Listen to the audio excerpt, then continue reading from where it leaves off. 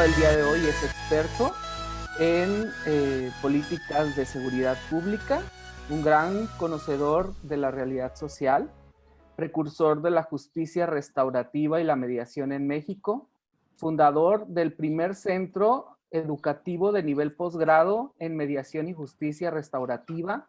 Es un gran filántropo, ha realizado muchas obras importantes en nuestro estado, es reconocido por sus obras filantrópicas. Es especialista en temas como mediación, antropología criminal, psicoterapia familiar sistémica, seguridad pública y políticas de seguridad pública. Tiene maestría en políticas de seguridad pública, tiene 3 doctorados, doctorado en Derecho, Sociología y en Criminología. Realiza múltiples actividades, es una persona muy activa, sobre todo en aquellos temas relacionados con mediación y justicia restaurativa. Es presidente y colaborador en una gran cantidad de instituciones. Ha realizado obras de gran impacto para el Estado, como la Fundación de la Ciudad de los Niños, Todos Somos Hermanos y Villa Paraíso. Y tiene un gran número de publicaciones que les recomendamos sigan muy de cerca, ¿no? Le pido al maestro Martín Antonio Yepis que lo presente oficialmente y se queda con ustedes. Saludos. Muy buenos días a todos y todas, amigas y amigos de la comunidad del Colegio de Bachilleres e invitados. Sean bienvenidos. A nombre del maestro Víctor Mario Gamiño Casillas, director general de nuestra querida institución, quiero expresarles nuestro agradecimiento por estar presentes en esta charla. Como ustedes saben, todo proyecto tiene su origen en una idea, en un sueño, podríamos decir. Y cuando soñamos con este programa de conferencias, la realidad es que nunca imaginamos que contaríamos con la deferencia de personas con tan distinguida preparación y trayectoria, quienes de manera muy generosa se han unido a este ciclo de conferencias y lo han convertido en un espacio muy especial para hacer frente a esta contingencia por la que estamos atravesando. En esta ocasión, quiero expresar el profundo agradecimiento y reconocimiento por parte de la comunidad del Colegio de Bachilleres al doctor Jorge Pesqueira Leal, quien, como ya escuchamos, es un destacado profesionista y filántropo, diría yo, con profunda huella en la sociedad sonorense, en México y en el mundo, y quien tan amablemente nos honra con esta interesante charla, el deber ser en la labor docente. Un tema pues muy ad hoc al día de mañana, Día del Maestro. Por eso, desde aquí y de manera anticipada, envío mi felicitación y un abrazo muy fuerte a todos quienes nos acompañan y tienen el privilegio de desempeñar o haber desempeñado la hermosa labor docente, empezando por nuestro ponente, quien es también un destacado docente en diferentes instituciones, principalmente en nuestra alma mater. Bienvenido al Colegio de Bachilleres, doctor Pesqueira. Es un verdadero honor tenerlo con nosotros. Buen día a todos. Adelante. Muchas gracias. Qué gusto tener la oportunidad de dirigirme a todos y cada una de ustedes para conversar sobre un tema siempre de interés, apasionante, presente y que, bueno, es relevante en estos tiempos que hagamos un ejercicio de reflexión sobre el deber ser de la labor docente, que, como ustedes ya bien saben, está catalogada como una función primordial en el desarrollo de toda sociedad. Esta charla la vamos a mantener como si estuviera yo interactuando con cada uno de ustedes. Será más dinámica, un tanto casual, pero sobre todo tocaremos puntos que son muy relevantes en el ejercicio de su actividad. Y vamos a mirarla desde 3 vertientes. La primera, que es muy importante, que se encuentra plasmada en el documento que da vida al Estado mexicano en la Constitución Política de los Estados Unidos de nuestra patria. Otra más que es muy importante, que es la prospectiva que se hace a partir de los años 90 por la Organización de las Naciones Unidas para la Cultura, las Artes y la Ciencia, por UNESCO, y que es aquel informe que ustedes seguramente ya han tenido acceso al mismo, que es el informe de Lours. Y otro documento que se generó en 1993 por la Organización Mundial de la Salud.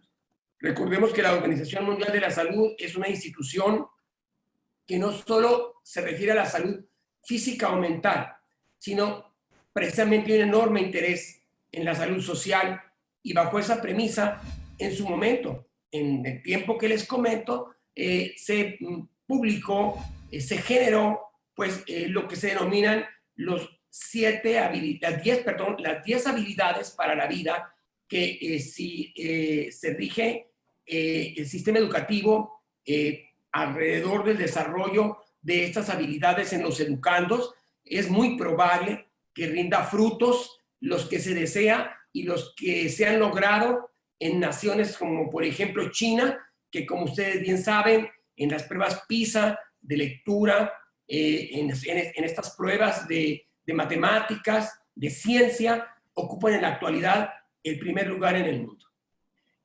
Por lo que toca, así de manera muy sucinta, a la Constitución, es muy importante precisar que el 15 de mayo del pasado año, el presidente de la República envió una iniciativa con una reforma profunda al artículo 3, que es el que rige la educación en México. En este planteamiento que el presidente hace, en principio se refiere a la labor de los docentes. Es importante que nosotros tengamos una clara comprensión de esta reforma que modificó significativamente el artículo 3 de la Constitución, en cuyo párrafo quinto se señala que la labor fundamental del docente, de la docente, es precisamente que son los agentes más importantes en el proceso educativo. Y al expresarse esto, estamos hablando de que hay otras instituciones socializadoras, pero se coloca precisamente en maestros y maestras este nivel de compromiso. Incluso en este párrafo que les menciono, se hace alusión al hecho de que ustedes son agentes de transformación social. Y esto es entendible porque recordemos nosotros que los planes de estudios, el currículo escolar, se diseña en las naciones en razón de ideologías. Ideología filosófica, ideología política, ideología económica, ideología social. Y entonces, de alguna manera, si nosotros damos lectura al artículo 3 de la Constitución, queda permeado este precepto de una visión de la sociedad que se quiere, por lo menos desde el margen de nuestra ley fundamental. Y para nosotros, como docentes, es importante conocerlas, ¿no? Y así, por ejemplo, el artículo 3 de la Constitución establece que la educación será democrática. Y la democracia entendida no solo como una actividad política, sino también como un modo de vida de los ciudadanos. Llevar la democracia a las aulas no es tarea sencilla, pero tampoco es imposible. Y es ahí donde nosotros debemos desarrollar una serie de habilidades que nos permitan ejercicios de interacción en el día a día en el aula, para que nuestros niños, niñas, adolescentes, se percaten de las ventajas que tiene solucionar nuestras diferencias a través de los mismos principios de la democracia. El trabajo en equipo, el hecho de que podemos nosotros dialogar, deliberar, llegar a acuerdos, más allá de la incipiente democracia política particularmente en América Latina, este hecho de que nosotros como docentes tengamos ese compromiso de educar en la democracia, en esta concepción amplia de la misma, pues rinde frutos si lo podemos instrumentar nosotros, focalizando bien cómo hacer la tarea en el aula. Asimismo, se establece que la educación será nacional. Aquí tenemos una situación en la cual vivimos en un mundo globalizado, en donde ya naciones incluso convergen unas con otras y crean uniones, como el caso, por ejemplo, de la Unión Europea.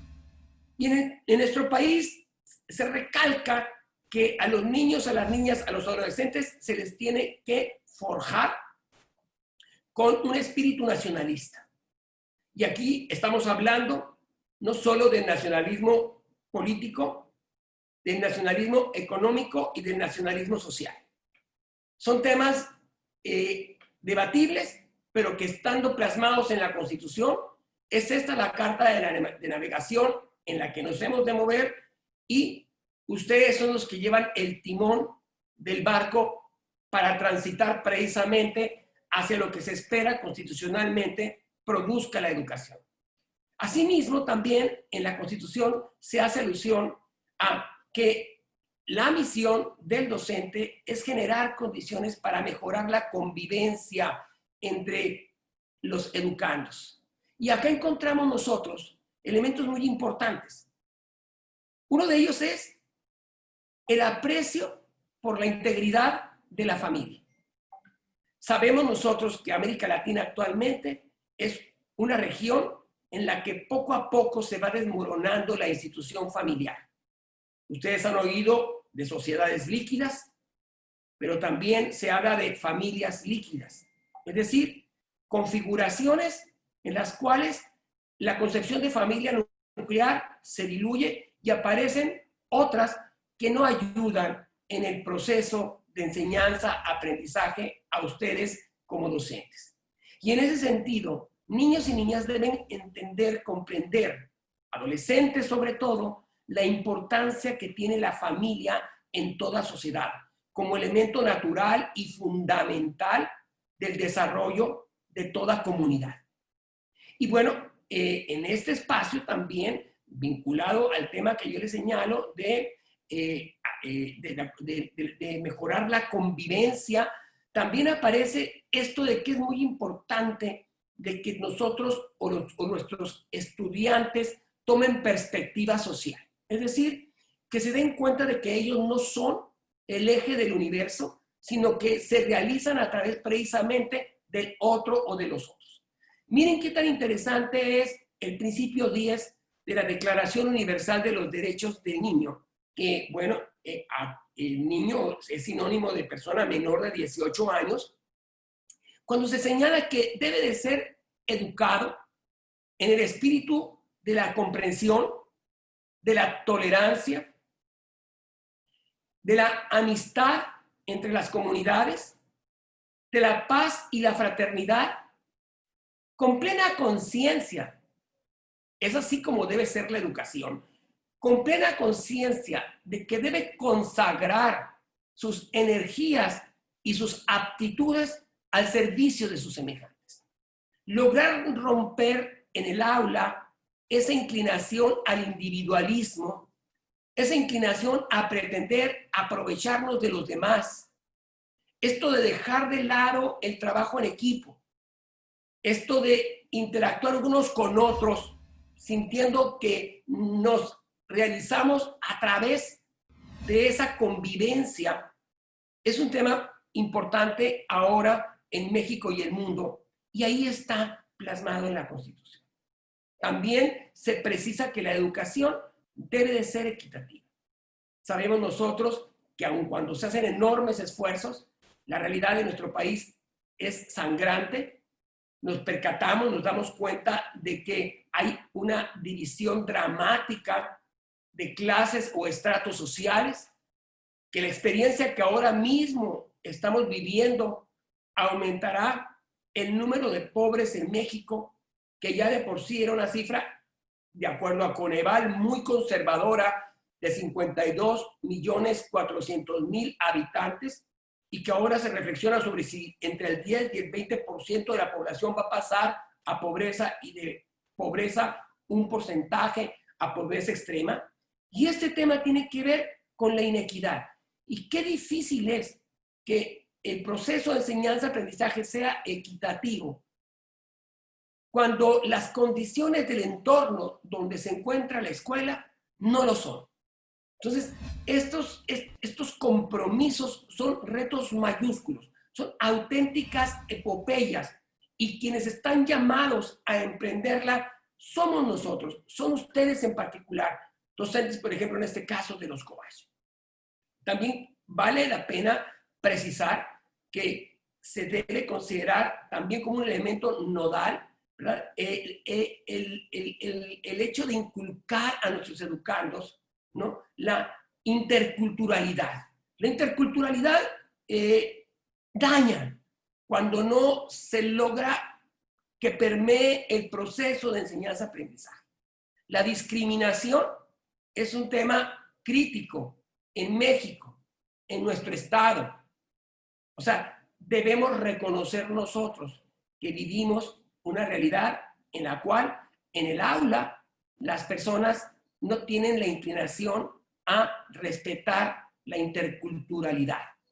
Y bueno, también es importante destacar que el mismo artículo 3, reformado el 15 de mayo, como les decía, del año 2019, alude a una educación integral.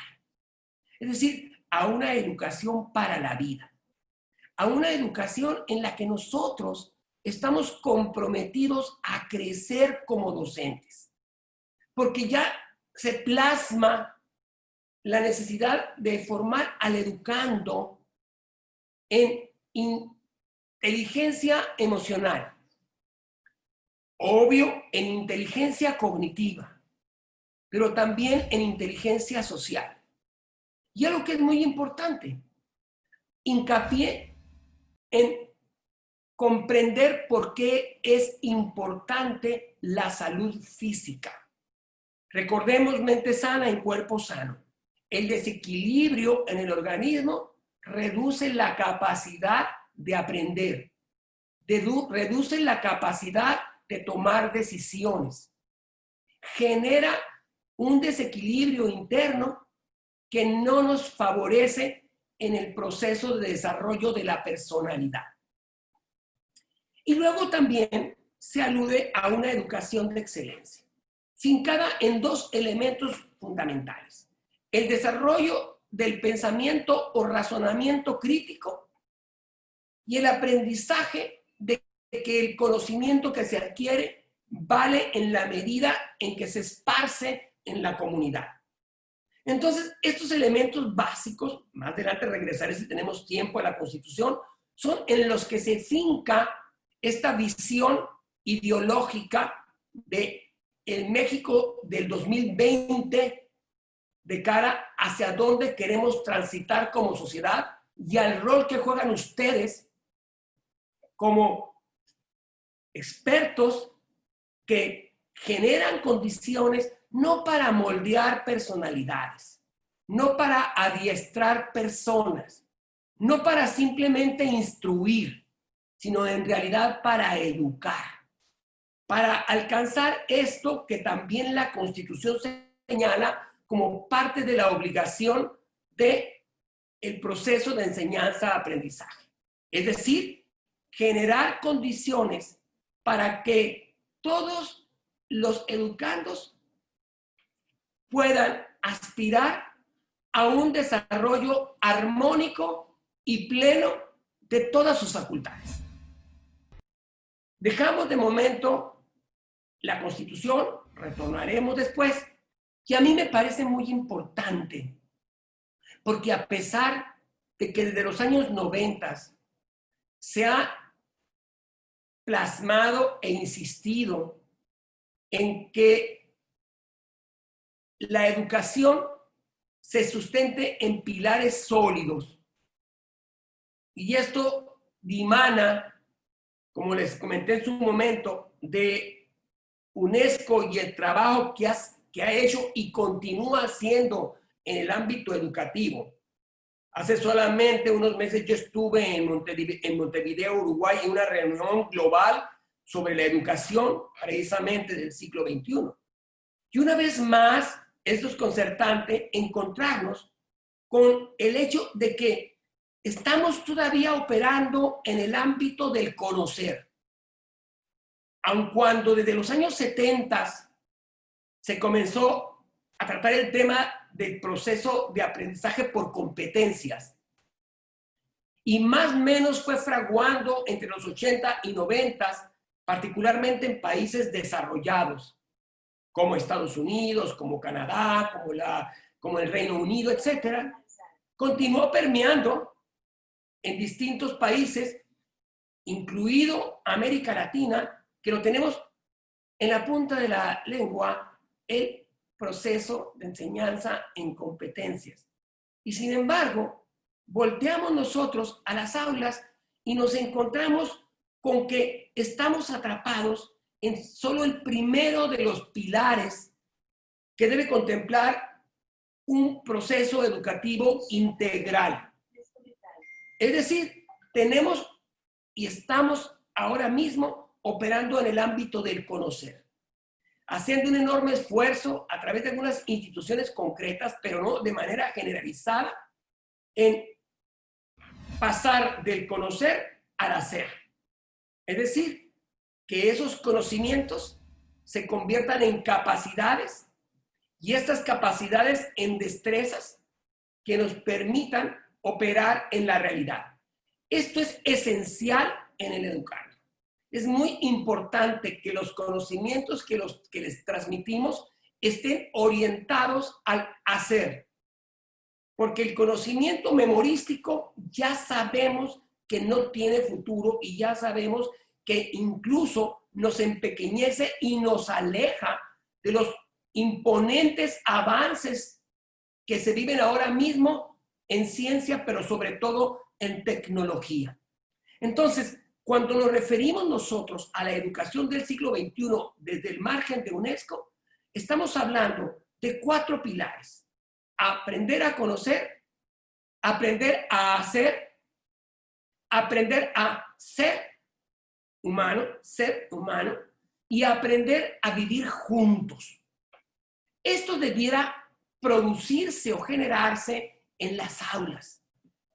La pregunta es, las dificultades que atravesamos al interior de las mismas, dependiendo del grupo etario, de la fase en la que nosotros estamos impartiendo clases y particularmente en las escuelas preparatorias, donde cada grupo, si son 30 historias de vida que provienen de distintas realidades cada quien y que nosotros nos tenemos que comprometer a ir más allá de colocarnos a un lado del pizarrón y plasmar el conocimiento que corresponde a la clase sin enlazar ese conocimiento con la realidad que se vive, sin enlazar ese conocimiento con la persona en su mundo interior y sin enlazar ese conocimiento con la sana y armónica convivencia que debe producirse dentro del aula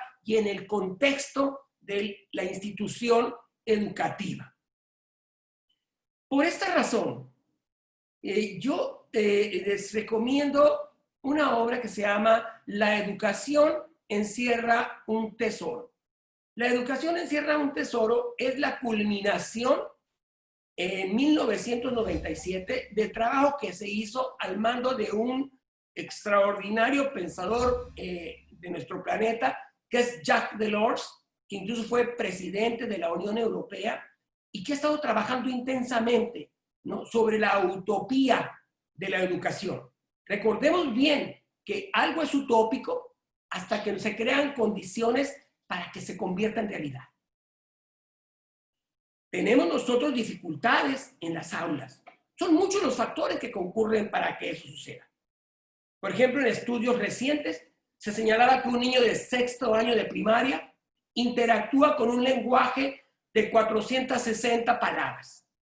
en tanto que un niño de sexto grado de China interactúa con un promedio de 3.500 caracteres. Vean ustedes la enorme diferencia en el proceso formativo de unos y otros. Ese desequilibrio nos lleva a nosotros también a pensar que en el quehacer cotidiano debemos tener y poner atención en esto que acabo de repetir. Concentrarnos en generar atención en los alumnos. La atención es nodal en el proceso de aprendizaje. Alumno o alumna que no pone atención está como si se encontrara en otra dimensión, en otro lugar, y en consecuencia nada de lo que le proveemos aprende. Es necesario hacer ejercicios para que aprendan a poner atención. También es muy importante el lenguaje, el uso del lenguaje y el enriquecimiento del bagaje del lenguaje. Cuando una persona dispone de pocas palabras para pensar, ustedes saben que su pensamiento va a ser elemental. Cuando una persona dispone de muchas palabras para pensar, ustedes saben que la persona puede incluso llegar a generar ideas porque queda involucrada en pensamiento complejo. Entonces, es importante hacer ejercicios de enriquecimiento del lenguaje. También es muy importante que ubiquemos nosotros la pertinencia, la importancia que tiene la memoria en el día a día del educando. Una memoria que debe contener información para poder desarrollar nuestras aptitudes, ¿verdad? Sin que sea bajo el esquema de únicamente la memorización. Pero también es muy importante que les enseñemos a predecir. La predicción es elemental en el educando. Poder ayudarles a que creen escenarios de futuro es muy relevante, sobre todo porque necesitamos nosotros un ejército de mexicanos y mexicanas que desarrollen su pensamiento creativo y su razonamiento crítico. Entonces la predicción ayuda a contener al educando para que no exprese las ideas, aunque en ocasiones parezcan disparatadas. Es inhibir la posibilidad de una mente brillante, incluso en preparatoria. Entonces, este tema está totalmente vinculado a estos pilares del conocimiento que yo les vengo mencionando, ¿no? En el aprender a hacer, ustedes dirán, bueno, ¿cómo le hago? ¿Qué ingenio en el aula para que la persona se autoconozca, se autocomprenda, para que su autoestima se eleve? Cuando viene de un espacio donde se le ha mancillado una y otra vez en su autoestima. Bien, hay estrategias de aula. Nosotros en algún momento se nos pidió en el sexenio pasado, con desesperación por la Secretaría de Gobernación, que tuviéramos una intervención en una escuela secundaria de Tepito, donde se encuentran los estudiantes que son expulsados de las escuelas de Tepito. Entonces, imaginarán ustedes la complejidad de una intervención en un espacio donde los educandos se mueven como les apetece y los docentes, las docentes se encuentran atrapados en una realidad donde miran que no hay condiciones favorables para el aprendizaje. Tuvimos que ingeniar una dinámica de enseñanza en círculos. ¿Qué significa esto? Eliminamos esta colocación escalonada de pupitres y creamos círculos de enseñanza-aprendizaje. Y en esos círculos pudimos crear condiciones para que niños, niñas, adolescentes, ¿no?, atrapados en conflictos internos por la realidad descarnada, crítica que viven, pudieran expresar lo que traían dentro de ellos mismos y cómo entre sus compañeros y con la guía del docente, la docente, se pudo generar cambios en el aula. Imaginen ustedes un círculo inclusivo, ¿no?, donde todos se miran corporalmente, donde uno se da cuenta si se está poniendo atención, si hay interés, ¿no?, si se despierta la curiosidad. si se toman acuerdos de trabajo en equipo, y el trabajo en equipo también puede ser en círculos menores. Y todo esto, crear un aprendizaje cooperativo en el aula que nos ayuda a construir paso a paso este pilar del conocimiento que es aprender a ser.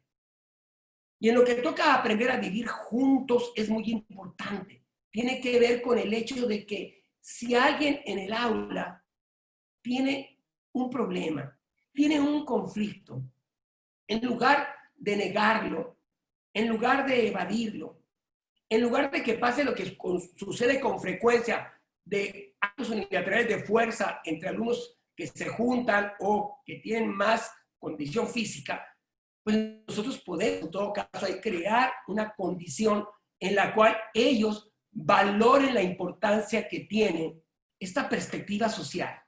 Esto que yo les comentaba del niño, que se refiere a adolescente, de que debe consagrar sus energías y aptitudes al servicio de sus semejantes.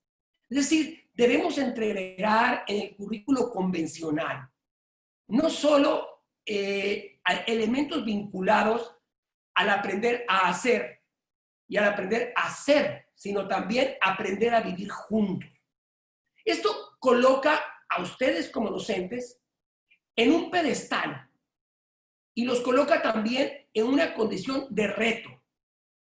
Por eso, el párrafo 5 del artículo 3 de la Constitución los señala como agentes fundamentales de la educación y también como agentes de transformación social.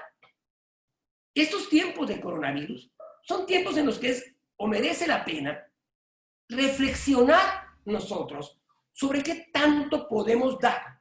¿Y saben qué? Me parece que es importante pensar en los seres que vienen detrás de nosotros, en las niñas, en los niños que ya nacieron, que están por nacer, y cuál es el México que queremos para ellos.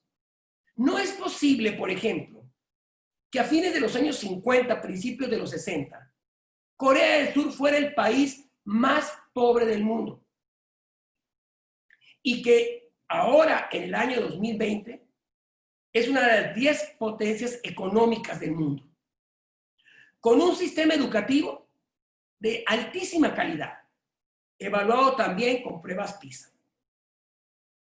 ¿Cómo vamos a admitir que Asia, con Japón, con Hong Kong, que se siente independiente, aunque forma parte de China, China en sí mismo, y otras regiones de Asia, sean los que están generando los cuadros de mayor perfil? Los seres humanos somos iguales. Las capacidades de una persona de nacionalidad china y una persona de nacionalidad mexicana son similares. El reto es que el gobierno chino plasma una ideología de prosperidad para todos y establece el contenido curricular en el que se compromete a los padres, a papá y a mamá, a la abuela, a los adultos que crían al niño o a la niña o al adolescente, para que se sumen, para que formen parte del proceso educativo. Y sí es cierto, en China hay un control ideológico por parte del Partido Comunista. Pero recordemos que China tiene una doble vida. Tiene la vida de clase media y clase alta de las sociedades capitalistas. Y un régimen de gobierno comunista que mantiene el control. Y a través de ese control utiliza la educación no solo para que las personas sean mejores, se preparen mejor, producir elemento humano para el desarrollo de la sociedad china, sino también, claro, lo hacen por factores ideológicos. Y esto, como lo decía a ustedes en un principio, no nos debe extrañar. Si nosotros miramos las 25 modificaciones que hizo el presidente de la República, y cuando incluso hace alusión al currículo escolar, está claro, muy claro, una visión de ideología política. Pero lo importante es la formación sólida de los educandos. Si se han educando, se le capacita en democracia, como modo de vida en el aula, entonces cuando le toque levantar la mano para votar o para tomar cualquier decisión, lo hará en una conexión entre su inteligencia emocional, su inteligencia cognitiva y su inteligencia social. Y entonces no se va a mover por impulsos, por motivaciones ajenas a cómo quiero o deseo que sea mi país. Miren ustedes qué maravilla, ustedes tienen en sus manos a personas que pueden aprender a reflexionar sobre la democracia en la familia, la democracia en la escuela y sobre todo la democracia en una sociedad. Y bien, pasamos ahora de manera también sucinta a interactuar sobre el decálogo de habilidades para la vida que se construye por expertos de Organización Mundial de la Salud, que se funda en 1948, pero sobre todo, lo más importante es que ese documento producido por expertos en educación está destinado a las aulas, está destinado al proceso de enseñanza-aprendizaje, con el propósito de forjar cuadros que en su momento estén en condiciones de construir sociedades justas, sociedades inclusivas, sociedades pacíficas. Es decir, desde ese ámbito de Organización Mundial de la Salud, se señala cuáles son las habilidades que debe desarrollar quien cursa desde preescolar hasta universidad para que les sirvan y les sean útiles a lo largo de toda su vida.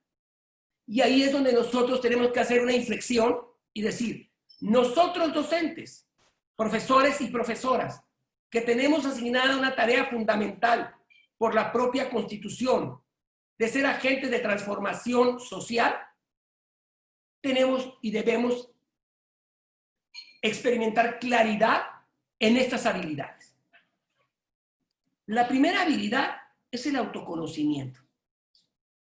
Es decir, vuelvo de nuevo, el autoconocimiento para que el niño o la niña, el adolescente o la adolescente sean capaces de comprender dentro de ellos mismos qué es lo que les permite tener condiciones para afrontar la realidad intrapersonal y la realidad interpersonal. Y ahí estamos hablando nosotros una vez más de inteligencia emocional. Por ello es muy importante que ustedes se adentren a este mundo y van a mirar cómo una vez que ustedes lo han hecho, van a emerger una serie de habilidades muy sencillas que les van a permitir a ustedes generar condiciones para que entren a otro nivel de autocomprensión sus alumnos y sus alumnas. Otra habilidad para la vida es la asertividad. Esa capacidad que tenemos los seres humanos de expresar lo que sentimos y lo que pensamos sin generar, sin producir, sin ocasionar reacciones adversariales de la persona con la que estamos interactuando. Es muy de la cultura mexicana no ser asertivos. Yo pienso así y así lo expreso. No, no es que pienses así. Es que tus emociones te controlan y terminas haciendo lo que de tus emociones nace.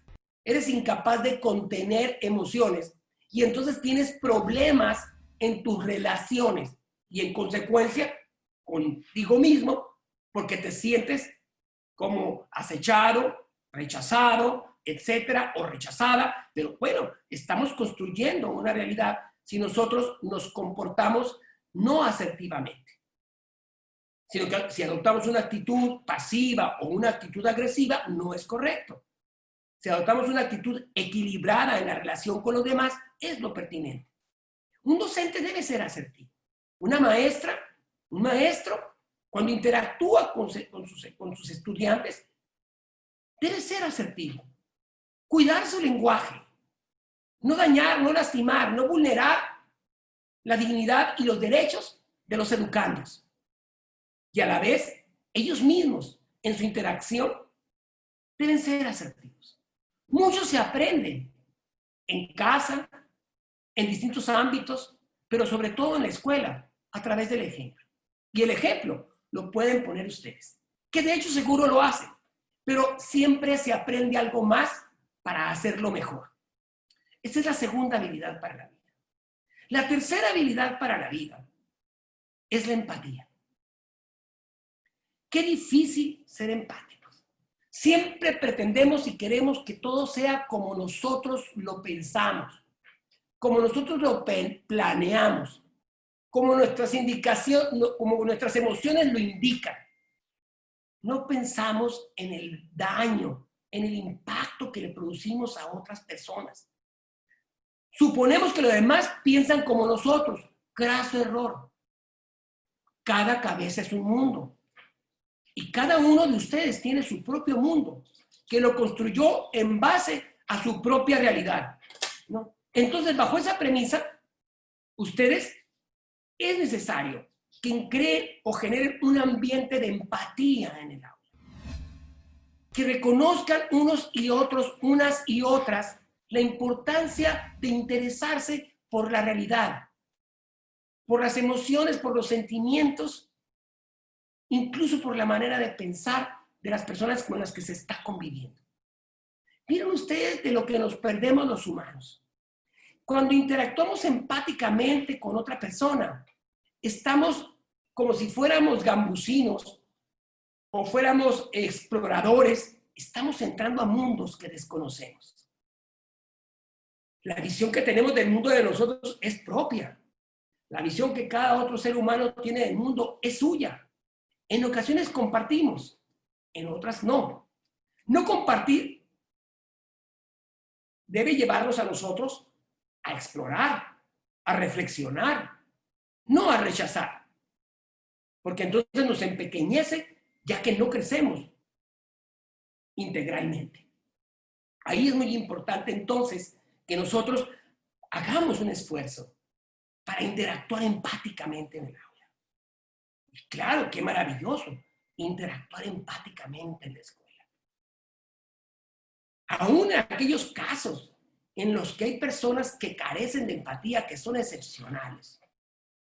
La persona puede, si ustedes lo quieren, por interés personal de supervivencia en la convivencia social, mostrar un interés que signifique que no te voy a dañar o lastimar, porque si lo hago el reproche me va a afectar a mí. Pero esos son casos excepcionales. En términos generales, los seres humanos somos naturalmente empáticos. Claro que la empatía, como todas las habilidades psicosociocognitivas, se desarrolla. Y ese es el reto que tenemos, desarrollar esas habilidades, la habilidad de la empatía. Otra habilidad que tiene que ver con las relaciones interpersonales. Es decir, en la escuela es la mejor oportunidad desde preescolar, aunque el niño o niña ya llegue muchas veces con actitudes, con costumbres que conspiran contra ellos mismos. Este reto para nosotros es mayúsculo, porque nuestros educandos ya pasaron por preescolar, por primaria, por secundaria. Pero que ellos ponderen las ventajas que en perspectiva tiene para ellos aprender a vivir juntos, que comprendan que son generaciones, que se entreveran, que se entrelazan y que se encontrarán tiempo después y que encontrarán puertas abiertas o puertas cerradas. Que comprendan que no es denostando, lastimando, hiriendo, dañando a otra persona, como tiene sentido ser estudiante. Tiene sentido ser estudiante si sumamos voluntades, nos conocemos unos y otros y nos vamos preparando en equipo, como grupo, como generación, para interactuar en distintos contextos cuando ya nosotros estemos operando en un mercado laboral y ocupando distintas actividades en el quehacer público, en el quehacer privado o en el quehacer social. Otra de las habilidades es la toma de decisiones. Las decisiones debemos enseñar a nuestros estudiantes a que las tomen racionalmente. Nosotros tenemos acá en nuestra frente el neocórtex y tenemos el córtex orbitofrontal, ventromedial, donde se encuentra el agente, el capitán del timón de nuestra vida. Los niños y las niñas deben aprender a que la toma de decisiones debe ser cognitiva, que las emociones fluyen y si nosotros no las contenemos, vamos a tener problemas. Que en ocasiones las emociones es importante que las expresemos, claro que sí. Pero si la emoción va a provocar un sismo, si la emoción va a generar fricciones con las personas que nos rodean y nos van a generar a nosotros mismos conflictos, entonces es muy importante que en el aula los chicos y las chicas se den cuenta de que las decisiones que toman van marcando su destino y que esas decisiones no se pueden borrar.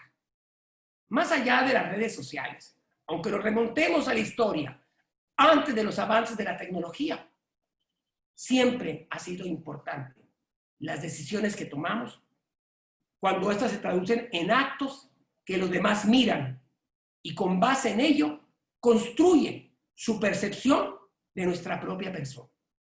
Otra habilidad, la habilidad de manejar problemas y conflictos. Aquí también, los conflictos cotidianos entre un alumno o una alumna de la misma aula o de otra distinta. Vamos gestionándolos. Por fortuna, como ustedes saben, ya paso a paso y la Secretaría de Educación y Cultura, en coordinación con la Secretaría de Seguridad, actualmente está forjando supervisores escolares para desarrollar la mediación entre pares, entre iguales en las escuelas. Un conflicto entre estudiantes, una tercera persona aparece como mediador o como mediadora. Es decir, hay ingredientes. De lo que yo les estoy hablando, no estoy teorizando. Les digo cómo el conocimiento. Y así también es muy importante otra habilidad, el pensamiento creativo. El niño o la niña son creativos. La educación ha fallado en México. De alguna manera, el proceso educativo se ha convertido más en instruccional. Y los niños o niñas poco a poco van perdiendo ese potencial creativo. Y van quedando atrapados en una telaraña de verdades acabadas. Esto es así y punto. Esto es asá y punto. Y entonces tu reflexión, tu potencial, tus cualidades positivas que tienes como ser humano, tus habilidades, por ahí quedan esparcidas, que poco a poco se van desentendiendo uno de ellas. Es como cuando archivamos nosotros algo en un cajón, nosotros lo archivamos en el cajón de nuestra mente. Y en ese cajón incluso tenemos zonas orgánicas dentro del cerebro donde almacenamos, pero se quedan y se olvidan. Y si se olvidan, como todo lo que sucede en la vida, después es muy difícil o tal vez imposible recuperarlo. Entonces tenemos nosotros que ayudar a que los muchachos se expresen creativamente, no anárquicamente, que se expresen creativamente en el marco del espacio en el que estamos interactuando con ellos y con ellas. Pero también es muy importante que desarrollemos su pensamiento crítico. El razonamiento crítico es esencial para tomar decisiones de cualquier índole en la vida. No podemos ser marionetas del entorno. No podemos ser víctimas de la alienación en la cultura. Nuestros adolescentes no pueden convertirse en uno más que es usado como si fuera un objeto. Toda persona que hace uso de su razonamiento crítico, que pondera, que valora, que evalúa su realidad, salvo alguna situación extraordinaria, puede ser manipulada. Y claro, en ocasiones se volverá contestataria frente a la realidad. Es entendible. ¿Por qué? Porque por eso la sociedad se transforma. Y se transforma más y crece aún más con personas en las que potenciamos el razonamiento crítico. También es muy importante como novena habilidad el manejo de nuestras emociones y de nuestros sentimientos. Nada más déjenme decirles de manera muy sucinta porque ya se me acabó el tiempo. Pero, por ejemplo, ¿no? En inteligencia emocional tenemos emociones muy interesantes. Por ejemplo, el mismo autoconocimiento es un factor de inteligencia emocional. Por ejemplo, como ya les mencionaba, la asertividad y la empatía son agentes también. El pensamiento positivo. El pensamiento positivo inicia por ustedes, por nosotros, por los docentes. Cuando llegamos al aula, con una sonrisa, con una buena actitud, hablando de lo bueno y lo malo, solamente para ponderarlo, pero con una actitud optimista. Más allá de la complejidad de la vida, nosotros no podemos quedar atrapados en la depresión. No podemos quedar atrapados en emociones negativas. Nosotros somos el referente. Nosotros somos el ejemplo. Nosotros somos los guías. Entonces, lo que nosotros mostremos es lo que nuestros alumnos van a hacer. Debemos tener un enorme cuidado con cómo nos comportamos, con cómo manejamos nuestras emociones y nuestros sentimientos en el aula, en la escuela. Y claro, lo deseable sería que fuéramos personas optimistas, positivas, más allá de la crueldad de la realidad en el día a día. Pero en ocasiones no se trata de ponernos una careta. Se trata de tomar conciencia de lo que dice el artículo 3 de la Constitución. Somos agentes de transformación social. Somos agentes de transformación social. Y en consecuencia, tenemos que estar acorde a esa función y colocarnos ese saco que nos debe quedar a la medida para poder hacer nuestra tarea. Y por último, la 10ª habilidad, que están todas vigentes en el 2020, es la habilidad para el manejo de nuestras tensiones y de nuestro estrés. Y esas habilidades del manejo de emociones y estrés, ustedes dirán, uy, qué complicado. No, muchos de ustedes lo manejan. Y lo manejan precisamente a través de la comprensión de cómo funciona orgánicamente nuestro cerebro. Y cuáles son las hormonas que secretan el estrés, que secretan la tensión. Esas hormonas son ingredientes de nuestro organismo, de las glándulas suprarrenales que se encuentran por encima del riñón, ¿no? O de ciertas regiones del cerebro. Lo importante es que hay elementos en el 2020 para entender y comprender cómo, aun cuando estamos en pañales en el avance de las neurociencias, podemos ya hacer ejercicios reflexivos al respecto. Y bajo esa premisa, identificar cuando el estrés negativo puede manifestarse, derivado precisamente de emociones negativas. Y entonces nosotros podemos hacer ejercicios muy básicos.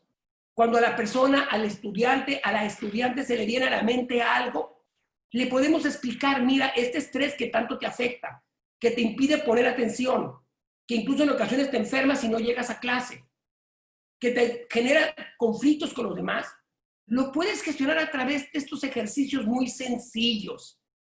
Ejercicios que pueden ser incluso de respiración, o ejercicios que tienen que ver con cómo puedes tú traer a tu mente ciertos pensamientos que sean los que en todo caso inhiban a aquellos que están generando estrés.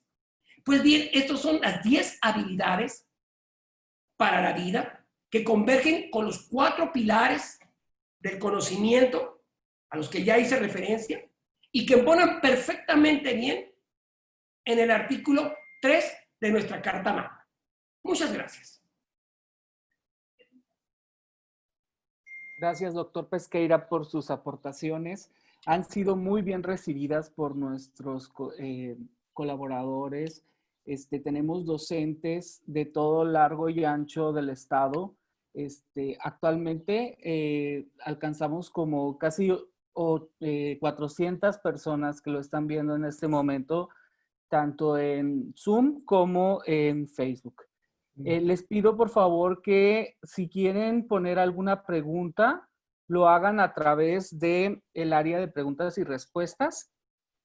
Yo recogí algunos aspectos que han estado mencionando. Sobre todo, le agradecen mucho y lo consideran un regalo como parte del Día del Maestro, en que el poder platicar acerca de esos temas y reflexionarlos con usted, ¿no? Hablan sobre la historia de vida de los estudiantes, la importancia de la historia de vida de los estudiantes. No sé si quiere hacer un comentario al respecto. Sí, mira. Mencionan, sí, adelante. Sí, mira, nosotros llegamos a clase y nos encontramos en el grupo del nuevo semestre o del nuevo año. Y entonces encontramos ahí 30, 35 personas. Y no imaginamos nosotros de dónde provienen, qué les ha sucedido, las experiencias que han tenido y cómo paso a paso se ha ido forjando la personalidad de cada uno de los varones o las mujeres que tenemos como estudiantes. La historia de vida es muy importante, no como un documento que se utiliza para hacer alguna investigación. Es para nosotros comprender que si tenemos dificultades con un estudiante, esas dificultades nosotros no podemos enjuiciar. Nosotros no es bueno que hagamos un señalamiento como si la persona gozara a plenitud de la autonomía de su voluntad y de libre albedrío. Recordemos que dependiendo de muchos factores, incluso genéticos, pero sobre todo lo que pasa a nuestra madre en la vida peristática, en el útero, en la matriz de la madre, lo que sucede a ella, factores de pobreza, accidentes, muchos que convergen y que de alguna manera van generando ya en el ser en desarrollo dentro de la matriz ciertos factores que van a influir en la configuración de su personalidad. Pero cuando emergemos como hicimos todos de la matriz de nuestra madre, más allá de las tecnologías que existen ahora, bueno, comienza una historia que tiene que ver con cómo no se relacionan con nosotros, con cómo nos proveen lo que necesitamos, qué nutrientes requerimos, más allá de la alimentación, el nutriente afectivo, cómo nosotros somos como esponjitas que están multiplicando las neuronas y se va configurando poco a poco nuestra personalidad. Ya para los 3 años han sucedido acontecimientos que van a definir actitudes ante la vida. Y esto impacta el preescolar. Por eso es que actualmente hay profesores de preescolar en Sonora que dicen, no doy más.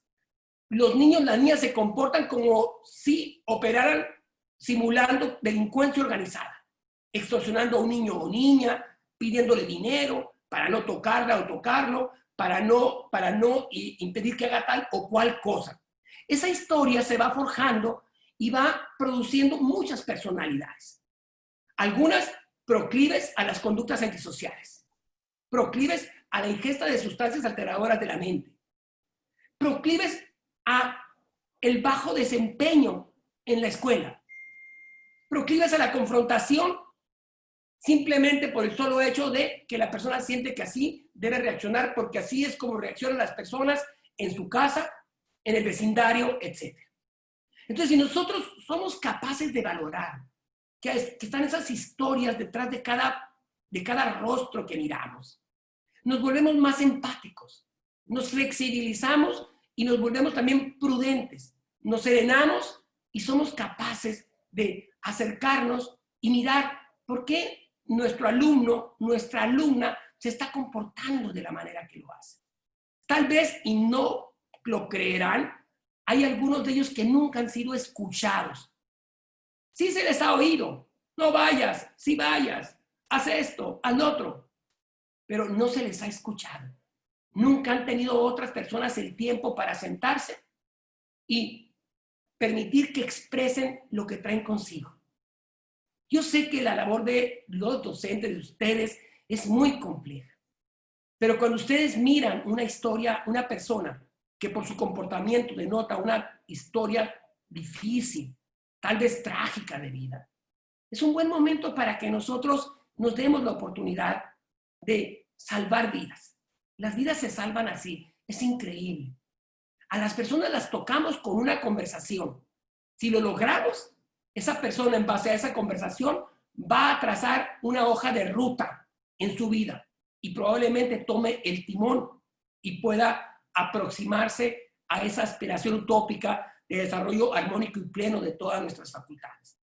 Cuando me refiero a historia de vida, lo hago precisamente haciendo alusión a que es muy importante que tengamos plena conciencia de que cada mundo es el de cada uno de nuestros educandos. Más allá del que aparece en nuestro entorno, nosotros también hemos creado nuestro mundo. En ocasiones es muy interesante para hacerlo un ejercicio reflexivo interno. Hoy por la noche, antes del Día del Maestro, hagan una reflexión sobre su historia de vida. ¿Cómo les ha marcado en su personalidad?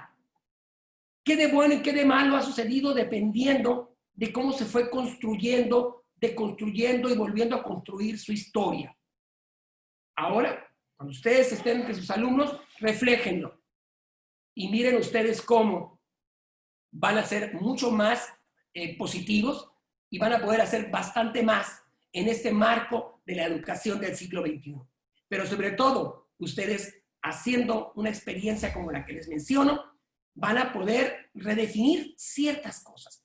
Estos tiempos de COVID-19, esta realidad y la que viene, no tendrá sentido si no nos dimos la oportunidad del ensimismamiento como seres humanos, de reflexionar sobre nuestra realidad, sobre nuestros aciertos y sobre nuestros desaciertos.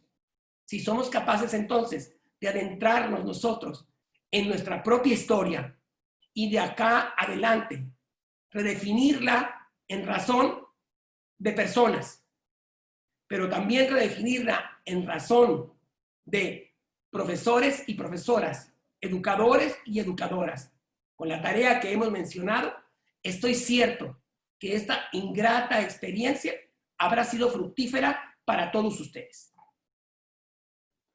Gracias, maestro. Otra pregunta que aparece es, en este contexto que se plantea, ¿cuál debe de ser nuestro quehacer para lograr mexicanos críticos y con deseos de superación frente a las actitudes de mediocridad y conformismo que vemos en los estudiantes?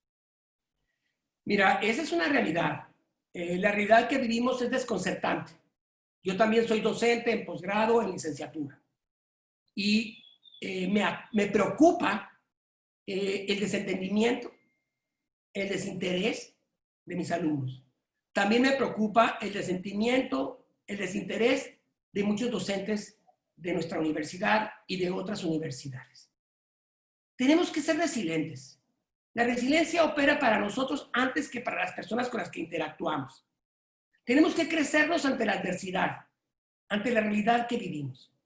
Y es muy importante extraer al niño que traemos con nosotros, al niño preguntón, al niño que idea, y no contenernos frente a ideas que pensamos que pueden ser útiles para recuperar a nuestros estudiantes.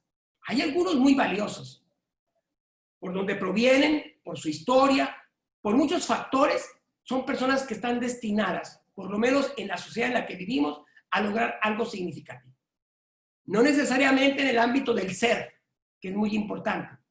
Y es nosotros, ahí donde nosotros tenemos que buscar de qué manera, bajo qué estrategia podemos crear cambios. A mí me parece que si tenemos claro los 4 pilares de la educación y luego los simplificamos como seres creativos que somos ustedes y yo, si nosotros simplificamos las habilidades para la vida a través de un lenguaje llano, sencillo,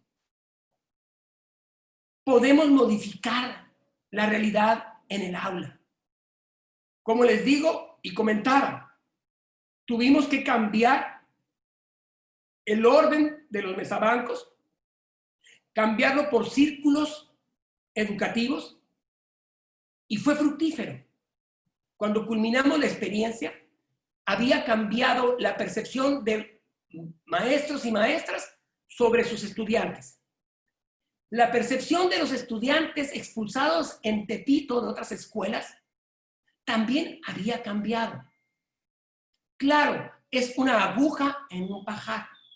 Por eso es muy importante que en el ámbito nacional el movimiento de educación integral sea una realidad. Y vuelvo a repetir, converge inteligencia emocional, inteligencia cognitiva e inteligencia social. Y si nosotros nos damos el tiempo, mañana por la tarde, entramos a internet y nos regalamos, ¿no?, algún artículo sobre alguno de las habilidades que he comentado. Y luego reflexionamos sobre cómo las instrumentamos en el aula de manera sencilla. Eso puede convertirse, esa experiencia en un aula puede convertirse en una buena práctica de la escuela. Esa buena práctica de la escuela se puede convertir en una buena práctica del sistema educativo del Estado. Esa buena práctica del sistema educativo del Estado puede convertirse en una buena práctica para nuestro país. Por ello somos agentes de transformación, porque nosotros no somos loros, nosotros no repetimos, nosotros nos enorgullecemos de ser entes pensantes, entes que tenemos la capacidad de transformar la realidad. Y donde vamos a hacerlo, en razón de nuestra labor, es precisamente con esa maravilla, con esa oportunidad que tenemos de esos chicos y chicas adolescentes, ¿no?, zarandearlos para que comprendan que por su bien vamos a instrumentar ciertas estrategias que yo les sugiero se consensen.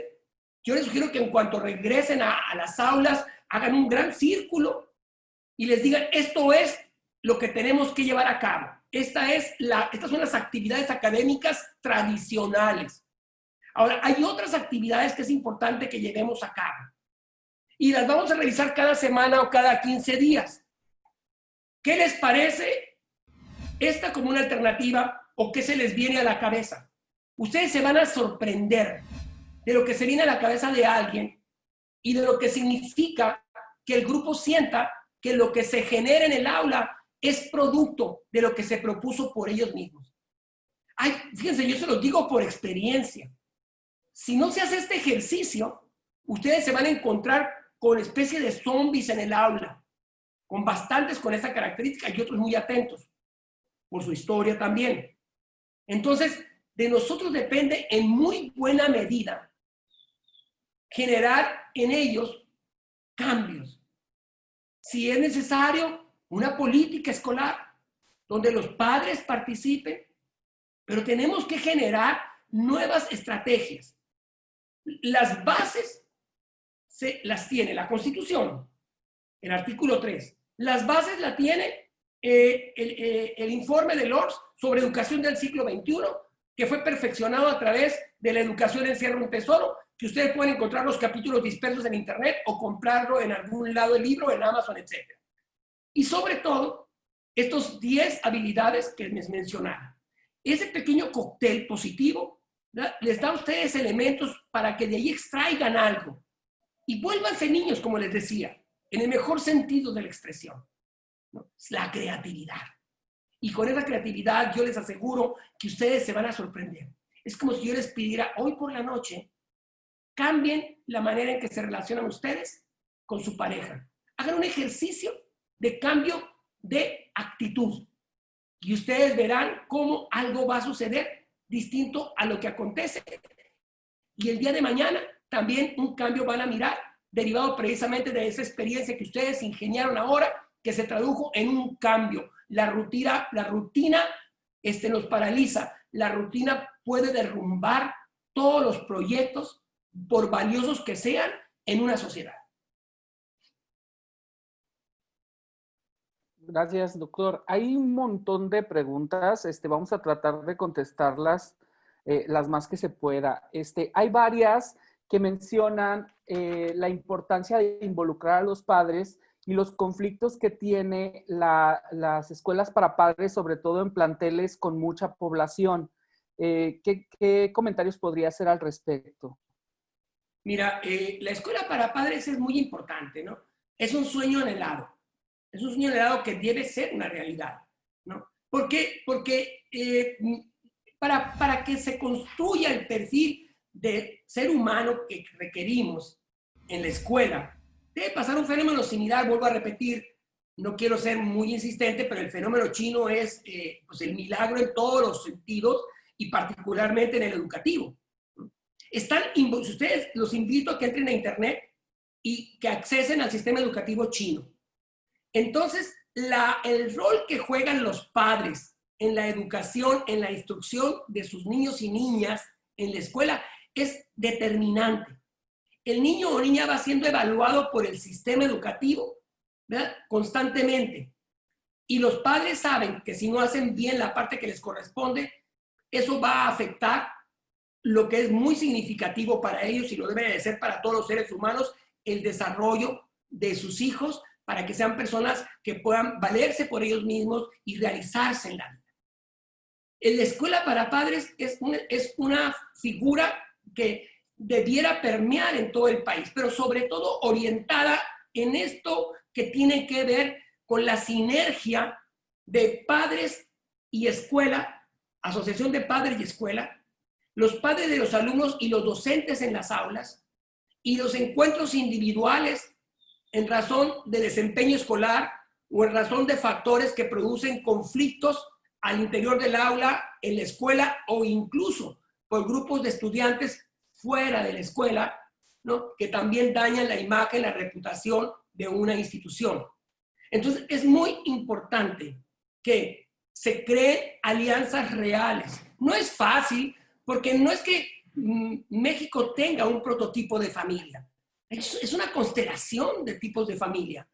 Ya la familia nuclear ha ido poco a poco deteriorándose lamentablemente, ¿no? Y entonces, cuando se busca que se incorporen los padres o los adultos bajo cuyo cuidado, custodia se encuentran, en este caso en la preparatoria, pues nos encontramos con que algunos no van a aparecer.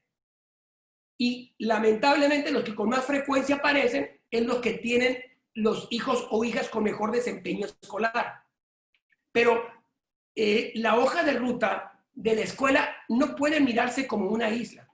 Si bien se les asigna a ustedes como docentes ser los agentes fundamentales de la educación, no hay manera de que esto sea así si no se suma a otras instituciones sociales, particularmente a la familia. Y en ese sentido, ¿verdad?, el esfuerzo de las autoridades debe ser mayúsculo. Y ustedes lo deben experimentar a través de protocolos. Todo lo debemos hacer a través de protocolos sencillos que sean guía y nos permita saber qué hacer ante situaciones. Y lo peor que podemos hacer es estigmatizar a una o un estudiante, no quererlo porque es un problema, porque estamos labrando una historia trágica si no hacemos algo al respecto. Ellos deben ser nuestra prioridad, pero no pueden serlo si no tenemos esa sinergia con los papás. Si no les enseñamos a los papás de qué se trata la enseñanza del siglo XXI. Tenemos que estar en sintonía, producir una simbiosis socializadora entre escuela, familia y comunidad o barrio.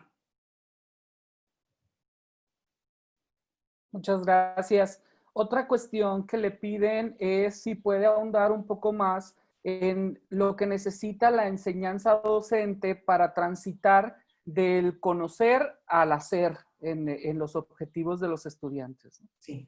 Bueno, Como ustedes saben, el proceso educativo en los documentos a los que ustedes tienen acceso se refiere mucho al tema de las competencias, ¿no? O sea, el aprendizaje por competencias.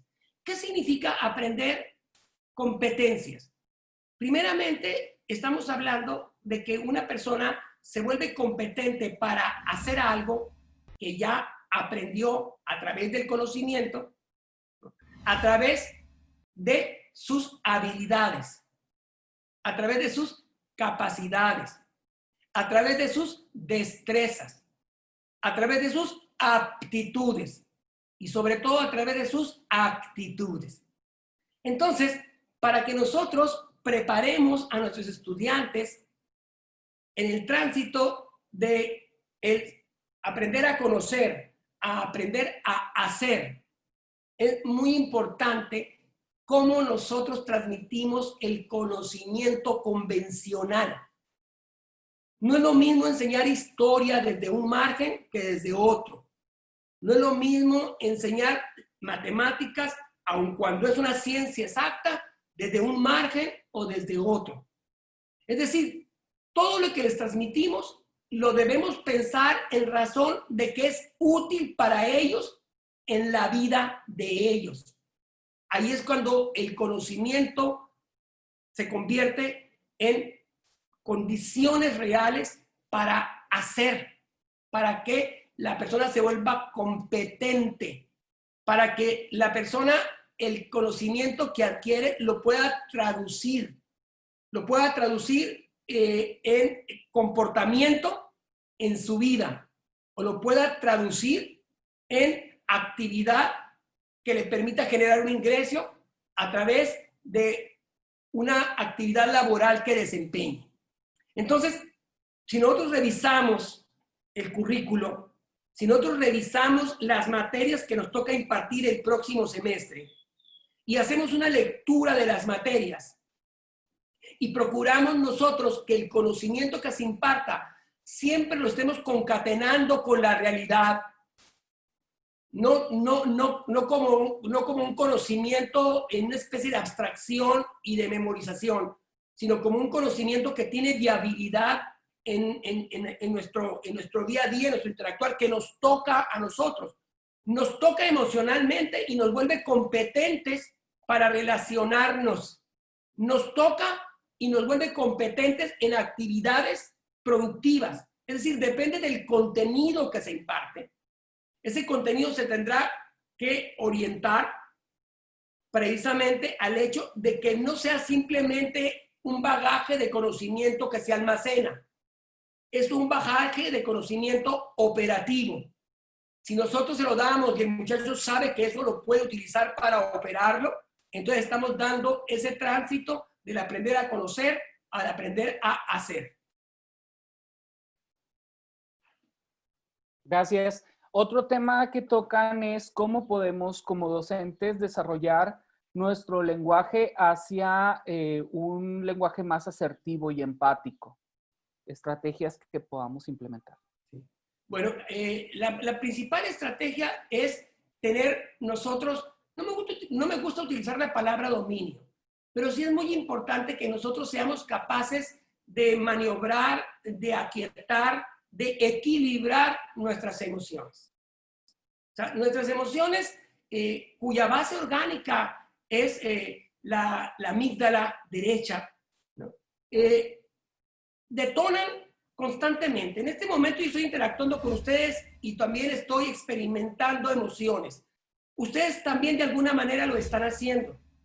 El tema es cuando dejamos nosotros que las emociones colonicen nuestra esfera cognitiva y toman el mando de nosotros. Por ejemplo, les voy a poner el caso de Zitácuaro, Michoacán. ¿Qué sucede? Un pueblo de 175,000 habitantes, que es la quinta ciudad más grande de Michoacán, se opone a la sanitización porque dice que les van a llevar el coronavirus para que se enfermen y mueran. ¿Cómo se están comportando? Son emociones que emergen y que desbordan nuestra mente, nuestro cerebro pensante, y nos comportamos erróneamente, provocando, como se decidió, no sanitizar. ¿Sí está de acuerdo?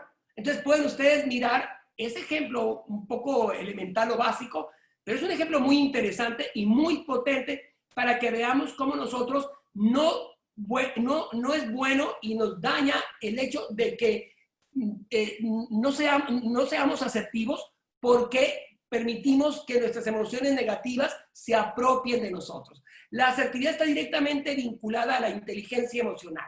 Entonces, si nosotros hacemos un sondeo por la noche, el día de hoy, de un artículo sobre inteligencia emocional y comunicación asertiva, bueno, vamos a encontrar ahí una pista de cómo nosotros debemos ser los rectores de lo que hacemos, los que tenemos el mando de lo que hacemos.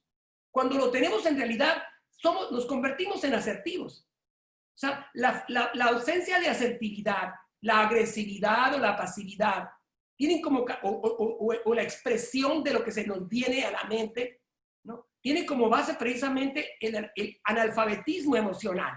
Entonces, es importante trabajar sobre ello. Además, el artículo 3 de la Constitución es muy claro. Señala que parte del proceso, cuando se refiere a la integralidad de la educación, tiene que ver precisamente con el aprendizaje emocional de los educandos. Bueno, maestro, le digo, tenemos una gran cantidad de preguntas, no las vamos a poder resolver todas. Yo creo que como pregunta de cierre, le pediríamos que dé una conclusión general de lo visto. Sobre todo nos piden mucho que si puede dar algunas lecturas que se puedan consultar. Hay docentes que han mencionado a Edgar Morin, a Paulo Freire, a Peter Singer, y sobre todo piden saber dónde pueden encontrar estas 10 habilidades, ¿no? Y ya con eso que dé un mensaje de cierre, un mensaje final. Sí, bueno, mira, todos los autores que mencionaron son pertinentes, ¿no? Incluso en el caso de Edgar Morin, el tema que tenemos ahora mismo es que estamos tan lejanos a la propuesta que estamos haciendo que es bastante más complejo, ¿verdad? Introducirlos en los 7 saberes del pensamiento de Edgar Morin, ¿no? Pero Paulo Freire, evidentemente, son pedagogos que han tenido un enorme impacto en las sociedades, sobre todo por este tema que es muy importante. Una educación que libera es una educación que compromete socialmente. Por eso yo les hacía hincapié y vuelvo a repetirlo. El principio 10 de la Declaración Universal de los Derechos del Niño, el deber de consagrar energías y aptitudes al servicio de nuestros semejantes. Eso es muy importante. Entonces, la educación debe estar orientada no a perpetuar el tener, no a perpetuar lo que está fuera de nosotros, sino a desarrollar, sino a lograr que florezca lo que está dentro de nosotros. Y para fortuna del sistema educativo contemporáneo, los avances de las neurociencias son exponenciales. La caja negra del cerebro dejó de tener esa característica y ahora se puede experimentar en tiempo real qué sucede en nuestra mente, en qué zona orgánica de nuestra mente pasan situaciones que tienen que ver incluso con los procesos de enseñanza-aprendizaje, qué se activa, qué no se activa, etc. En este contexto es muy importante que tengamos nosotros acceso efectivamente a lecturas. Obvio, les puedo recomendar libros, pero por ejemplo, en el caso de la Organización Mundial de la Salud, si ustedes entran a internet y ponen Organización Mundial de la Salud, habilidades para la vida, los va a enviar a documentos muy elaborados. También los va a llevar a recomendación bibliográfica. Lo mismo en el informe UNESCO para el siglo XXI. Ustedes entran a la biblioteca virtual en el ámbito de la educación de UNESCO y es un borbotón. O sea, el tema es que nosotros tenemos que ser muy hábiles para hacer la selección de las lecturas porque nos podemos congestionar y entonces nos paralizaría y es delicado, tenemos que ir como paso a paso. Por eso yo recomiendo ahora mismo que a través de internet extraigamos artículos de revistas certificadas, de revistas que sabemos que son científicas, o incluso porciones de libros de autores como por ejemplo Paulo Freire. Ustedes lo van a encontrar y van a encontrar su material en internet. O Daniel Goleman, por ejemplo, lo van a encontrar. Y así de Delors van a encontrar La educación encierra un tesoro. Ustedes buscan, van a encontrar un capítulo aquí, otro capítulo allá. No van a encontrar probablemente el libro, tal vez si lo buscan, probablemente sí, pero también lo pueden adquirir. Es decir, si hoy hablamos de la Constitución, del artículo 3 y de lo que se espera de ustedes, más o menos en la tesitura de Freire se podría acomodar, ¿no?, esta óptica de cómo reducir esa brecha dramática de nuestro país entre quienes tienen mucho, demasiado, y quienes no tienen nada o muy poco. Entonces, la educación no es un instrumento de opresión, pero en ocasiones nosotros inconscientemente nos convertimos en agentes cómplices de la opresión. La educación libera, pero libera si ustedes son los que rompen las cadenas, si ustedes son los que quitan los grilletes.